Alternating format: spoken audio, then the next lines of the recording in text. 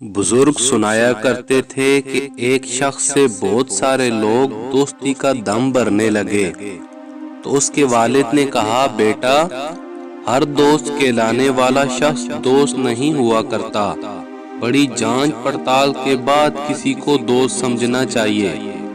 फिर बाप ने एक दुम्बा ज़बह करके बोरी में बंद किया जिससे खून टपक रहा था, और बेटे से कहा, ये अपने दोस्तों के पास ले जाओ और उन्हें कहो, मुझसे कत्ल हो गया है, मेरी मदद करो।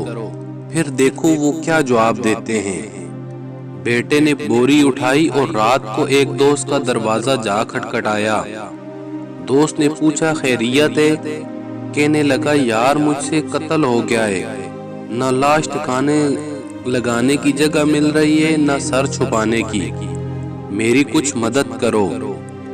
दोस्त ने मदद की बजाय टाल दिया कि तू जाने और तेरा काम जाने, मैं तेरे साथ क्यों फंसूं। वो दूसरे, तीसरे, चौथे, अलगर्ज सब दोस्तों के पास गया, लेकिन किसी ने भी उसे अपने घर में पनाह न दी। वो मायूस होकर वालिद के पास आया और कहा, अब्बा हजूर, आप दुरुस्त फरमाते थे, वाकई वो मेरे दोस्त नहीं थे जो मुसीबत का सुनकर ही भाग गए। वालिद ने कहा, बेटे, मेरा एक दोस्त है और जिंदगी में मैंने एक ही दोस्त बनाया है। तू जरा अब उसके पास ये बोरी लेकर उसके घर जा और देख वो क्या कहता है। बेटा उसके घर पहुंचा और उसे वही कहानी सुनाई जो अपने दोस्तों को सुनाई थी। उसने बोरी लेकर मकान के पिछवाड़े में गड्ढा खोदकर दबा दी और ऊपर फूल लगा दिए ताकि किसी को शक भी ना हो।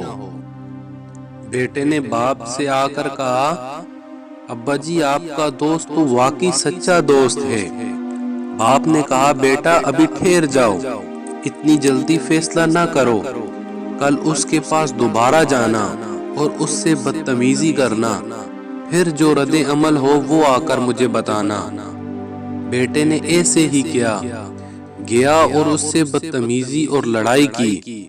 उसने जवाब में कहा, अपने वालिद से कहना फिक्र ना करे, तुम्हारा दोस्त चमन कभी नहीं उजाड़ेगा। मतलब जो पौधे लाश के ऊपर लगाए हैं वो सदा लगे रहेंगे, उन्हें कभी नहीं उखाड़ूंगा। यानी तेरे बेटे की बदतमीजी को देखकर इसका राज कभी फाश नहीं करूंगा, क्योंकि मैं तेरा दोस्त हूँ। दोस्त मुश्किल वक्त में कभी साथ नहीं छोड़ता।